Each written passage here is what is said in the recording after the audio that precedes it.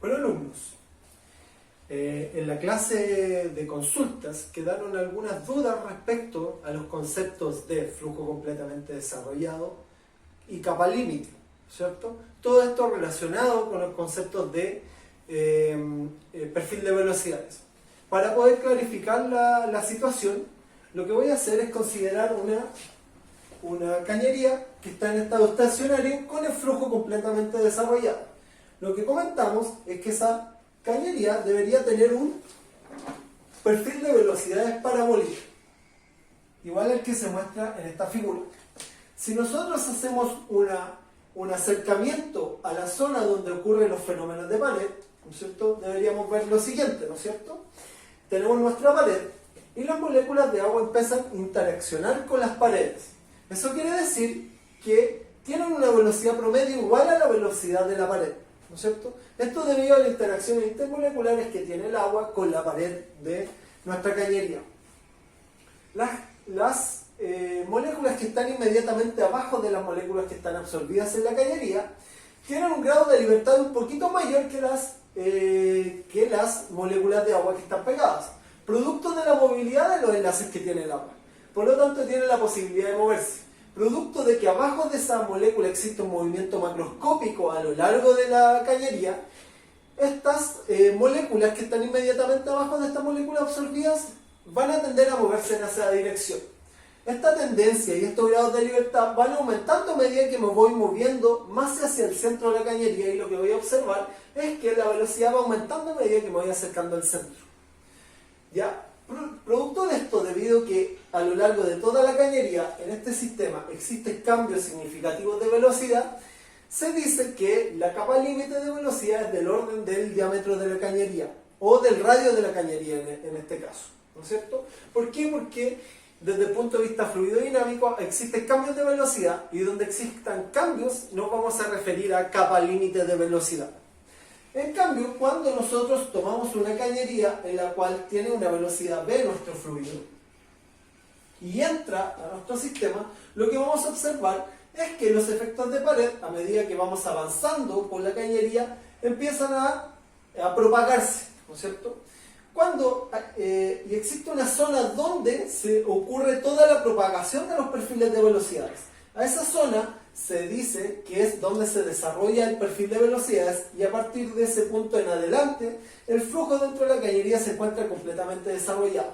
¿Cómo podemos observar esto molecularmente? Si hacemos un acercamiento a la zona de enfrentamiento de la entrada del fluido con la cañería, vamos a observar lo siguiente: que algunas moléculas de agua van a empezar a interactuar con las paredes, pero debido al movimiento macroscópico no lo pueden hacer tanto al comienzo de la cañería, sino que lo empiezan a hacer aguas abajo de la cañería, producto de que la interacción es cada vez más probable debido a las colisiones intermoleculares.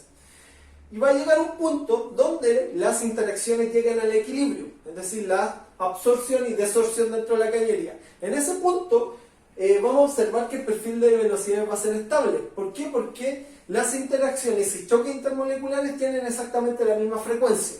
Por lo tanto, las moléculas que abandonan la pared de la cañería y las que la dejan son exactamente iguales, y lo que deberíamos observar es que el perfil de velocidad se estabiliza en función de la distancia. Por supuesto, el espesor de la capa límite va a ir cambiando a medida que me muevo por la cañería, ¿no es cierto? Un comienzo va a ser más delgadito, y a medida que me voy avanzando a lo largo de la cañería empiezan a ser más importantes hasta que el espesor de la capa límite es estable. A partir de ese punto, donde la capa límite, su espesor empieza a ser estable, es el mismo punto donde el flujo se encuentra completamente desarrollado.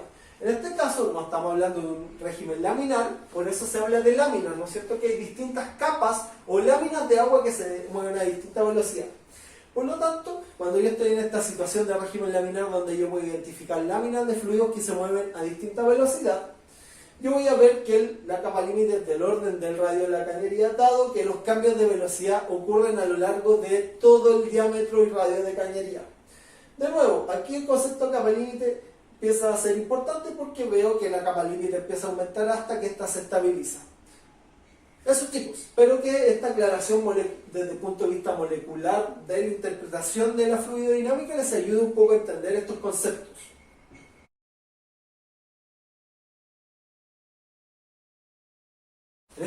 problema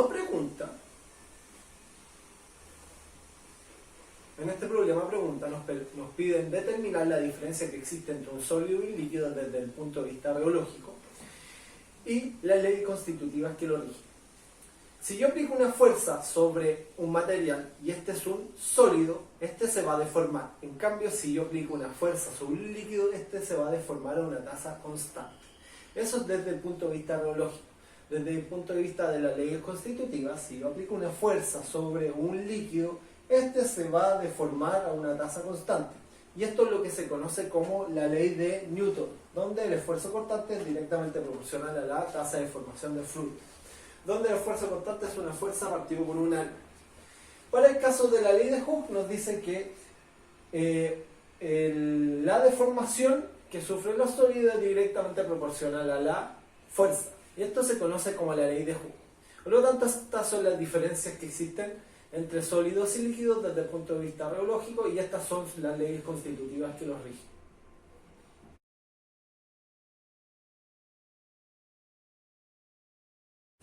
En este problema nos piden determinar o nos preguntan qué es un perfil de velocidades y nos piden ejemplificar este concepto para una tubería circular por el cual está fluyendo un flujo de fluidos. Primero tenemos que entender cómo funcionan las coordenadas para poder describir la posición dentro de un cilindro. Consideremos un cilindro arbitrario. Para poder describir las coordenadas dentro de un cilindro existen lo que se denominan las coordenadas cilíndricas. ¿Cómo se determina un cierto punto dentro a través de una coordenada cilíndrica? Primero, un cilindro tiene un largo, ¿no es cierto?, que llamamos la coordenada Z. Posteriormente, si yo tomo el plano que está determinado por ese largo, ¿no es cierto?, se va a determinar un plano, ¿no es cierto?, que es un círculo, y al dibujar ese círculo, yo dentro de ese círculo puedo ubicar un punto a través de un radio y un ángulo, que se llama el ángulo polar, en este caso. Por lo tanto, en coordenadas cilíndricas yo necesito 3 coordenadas, al igual que en el sistema cartesiano, para poder encontrar un punto en cualquier lugar del espacio. Necesito una altura, un radio y un ángulo, ¿cierto?, asociado a la descripción del cilindro. Por lo tanto, tomando esta definición del sistema coordenado, nosotros podemos describir un perfil de velocidades. Que un perfil de velocidades es una representación gráfica que nos habla cómo cambia la velocidad dentro de un sistema, de una superficie o un volumen de control en función de la posición. Si tomamos la cañería, nosotros sabemos que por los efectos de paredes, el fluido se va a frenar en las paredes y se va a acelerar en el medio. Y forma lo que se denomina un perfil parabólico de velocidades. Por lo tanto, en el punto cero nosotros tenemos el máximo, o sea, en radio cero, que es el medio del cilindro, nosotros tenemos un máximo, y en R igual a R0, que es el radio del cilindro, la velocidad es cero. Y esto forma un perfil parabólico. En cambio, un perfil plano, la velocidad dentro de la cañería es más o menos constante. Esto se da en un régimen turbulento y esto se da en un régimen parabólico. Si existe simetría angular, es decir, que las propiedades del fluido no cambian en función del ángulo, o sea, para un radio dado no cambian en función del ángulo, se forma lo que se llama la simetría angular, que se da en los sistemas de cañería usualmente que nosotros estudiamos. Es decir, la velocidad en cualquier punto dentro de ese perímetro que dibujamos dentro de la cañería va a ser constante, ¿ya? Y obviamente a medida que me voy acercando ese perímetro va a ser más pequeño y va a ir aumentando la velocidad progresivamente. Y por el contrario, a medida que yo me voy acercando a las paredes, se va a formar un perímetro que tiene velocidades cada vez menores hasta llegar a la condición de no deslizamiento, donde la velocidad es cero o tiene la velocidad de las paredes del cilindro.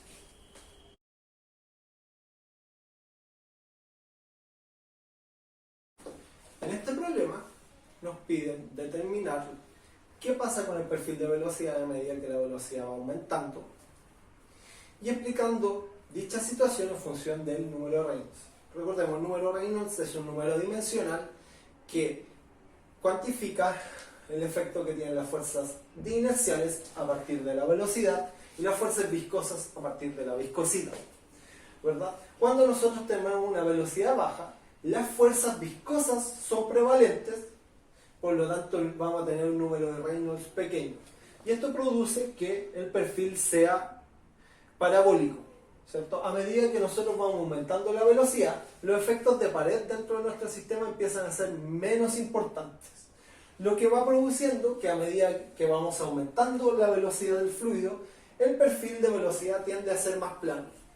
¿Por qué? Porque los efectos de pared son menos importantes y los cambios de velocidad se van a dar en una región cada vez más pequeña, que es una región que está pegada a la pared. Recordemos que la deformación de los perfiles de velocidades se debe a la condición de no deslizamiento sobre las paredes, que produce que el fluido se detenga en la pared, y a medida que nosotros vamos avanzando hacia el centro de la cañería, la velocidad va aumentando debido a la propagación de los efectos inerciales que tiene el fluido.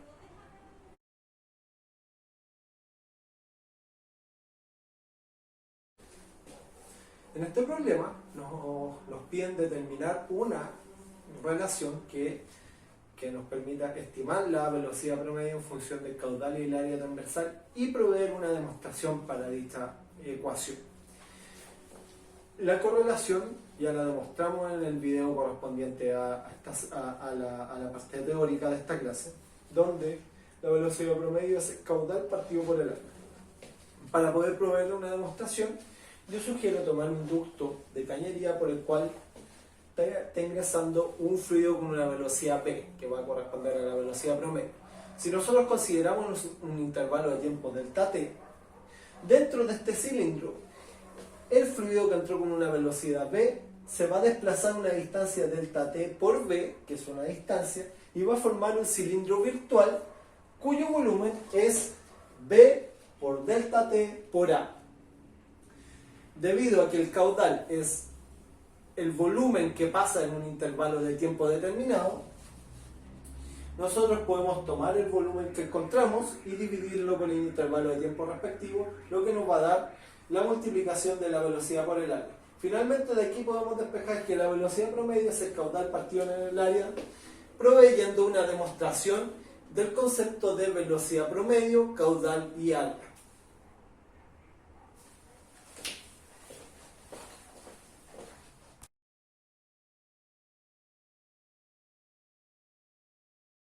En esta pregunta nos piden la razón por la cual cambia el perfil de velocidades con la velocidad y cómo se relaciona este cambio con el concepto de capa límite.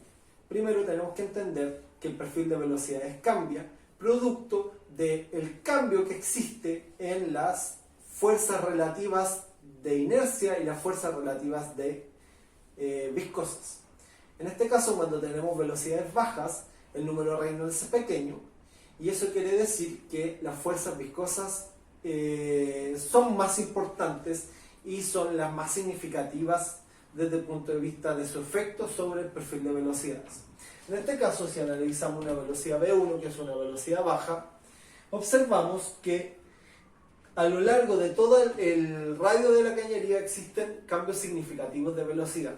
Debido a que el concepto de capa límite nos dice que es un espesor asociado a los cambios abruptos de la propiedad que estoy estudiando, en este caso el espesor de la capa límite es del orden del radio de la cañería.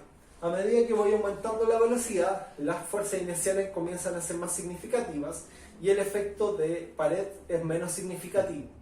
Eso quiere decir que las fuerzas inerciales empiezan a tener una importancia cada vez mayor. Eso quiere decir que el espesor donde suceden los cambios abruptos de velocidad es más pequeño y por lo tanto el espesor de la capa límite va siendo cada vez menor a medida que nosotros vamos aumentando la velocidad, hasta que llega un punto que es una capa cada vez más delgada y el perfil de velocidad empieza a ser cada vez más plano porque los efectos de pared son insignificantes y empiezan a ser solo importantes en una fracción pequeña del radio de la cañería.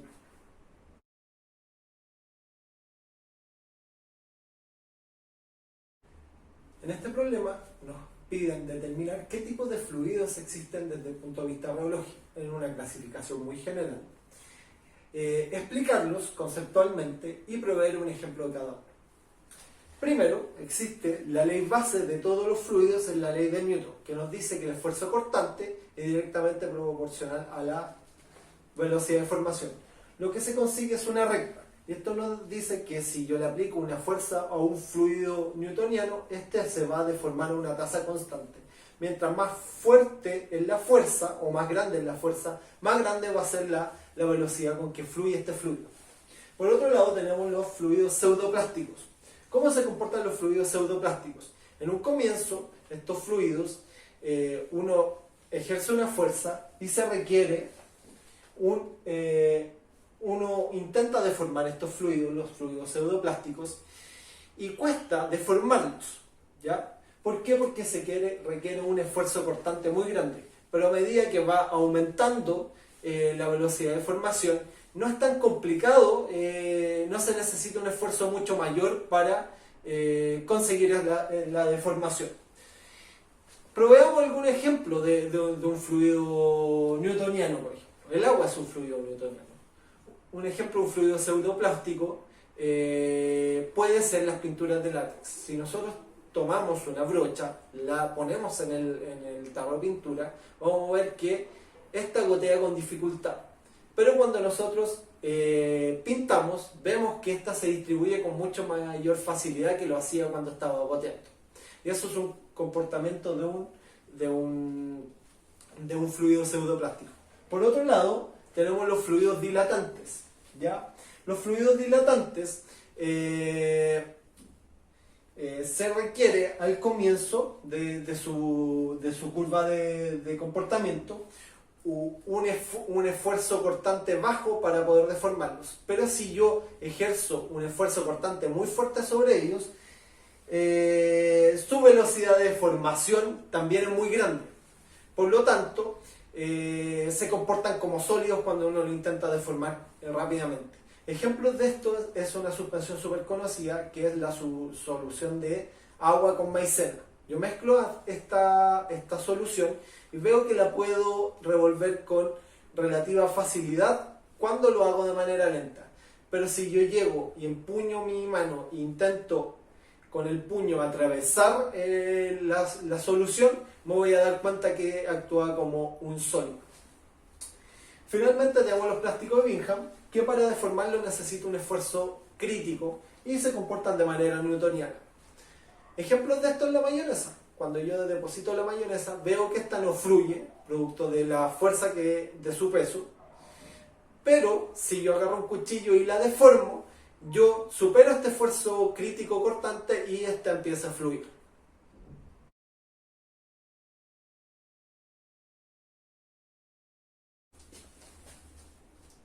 En este problema nos piden determinar los elementos que tienen un balance general de masa y aplicar dicho balance para una cañería en estado estacionario y ver si la sección de la cañería es constante, las velocidades tienen que ser iguales. Todo esto para un fluido incompresible.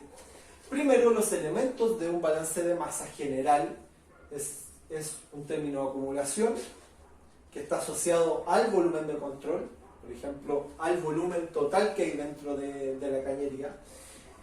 Tiene que ser igual a lo que entra y lo que sale, es decir, flujo másico de entrada y flujo másico de salida, más un término de generación o consumo. En este caso, para los balances de masa, este término siempre es igual a cero. Si estamos en estado estacionario, el término de acumulación tiene que ser igual a cero. Eso quiere decir que la entrada y la salida de masa tienen que ser igual. La entrada de masa es el volumen de entrada o caudal de entrada, que es V1 por A1 por la densidad en 1. De la misma manera para 2, la densidad en 2 por el volumen por el área, que es el caudal en 2. Si el fluido es incompresible, eso quiere decir que ρ1 es igual a ρ2, eso quiere decir que V1 por A1 tiene que ser igual a V2 por A2. Si la sección transversal es constante de nuestra cañería, la velocidad en 1 tiene que ser igual a la velocidad en 2. Este resultado es un poco extraño, sobre todo cuando nosotros hemos visto harta mecánica durante nuestra estadía en la universidad. ¿Cierto? Nosotros estamos acostumbrados a que si existe una fuerza viscosa, ¿no es cierto?, que antes era el roce, en este caso es la ley de Newton, tiende a frenar los fluidos. Pero debido a la continuidad de masa, la velocidad se tiene que mantener. Por lo tanto, la pérdida de energía dentro de los sistemas hidráulicos se manifiesta de otra manera y se manifiesta como pérdidas de presión, como vamos a ver en las sesiones siguientes.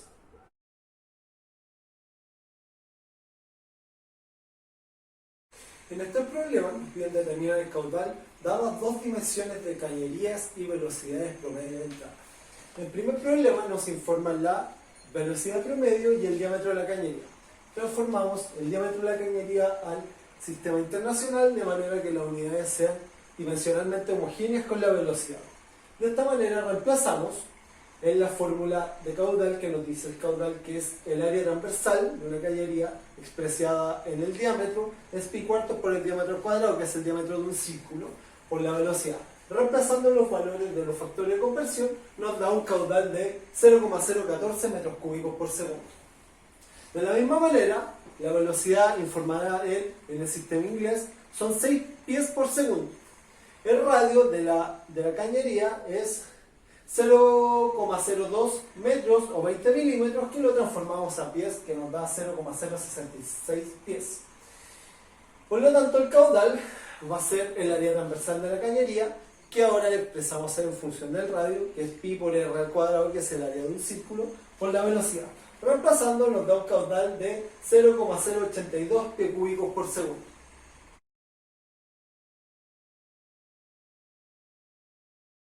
En este problema nos piden determinar la velocidad de las cañerías dado un caudal fijo y los diámetros distintos. En este caso es una serie creciente de diámetros. Nos informan que el caudal es de 200 galones por minuto. Ocupamos un factor de conversión de galones por minuto a pies y transformamos los galones por minuto a pies cúbicos por segundo. Los galones por minuto son una unidad de medida de caudal que se ocupa mucho en el diseño de bombas, como vamos a ver en unas clases más.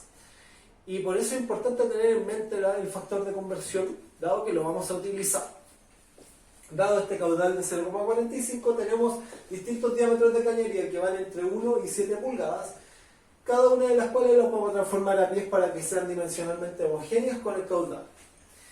Ocupando la expresión que me permite determinar la velocidad promedio, dado un caudal y el diámetro de las cañerías, ¿no es cierto? Recuerden que la velocidad promedio es el caudal partido del área transversal de la cañería.